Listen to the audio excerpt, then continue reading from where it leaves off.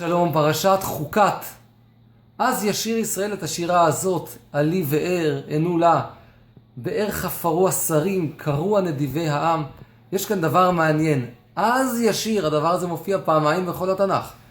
פעם אחת בשירת הים, אז ישיר משה ובני ישראל את השירה הזאת להשם. ופעם אצלנו, אז ישיר ישראל את השירה הזו, עלי ואר, ענו לה. אבל יש הבדל גדול. בשירת הים, שירה ארוכה, גדולה, אבל ברור לנו על מה הם שרים. קריאת ים סוף, נס מדהים. על מה הם שרו כאן? מה בדיוק השירה?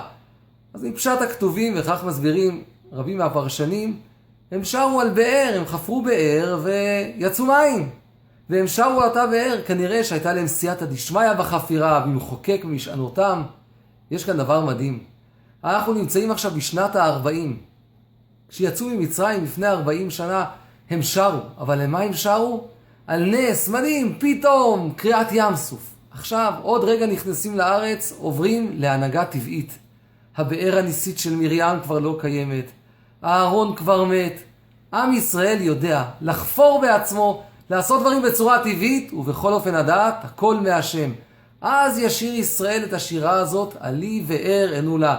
זאת ההנהגה של שנת ה-40 לקראת הכניסה לארץ, וזה אולי המסר, המטרה בשבילנו, לפעול, לעבוד, ליצור בארץ ישראל, כל הזמן לזכור שגם כשאנחנו פועלים לבד, הכל מגיע מהקדוש ברוך הוא, לשיר שירה, אז ישיר ישראל את השירה הזאת. שבת שלום.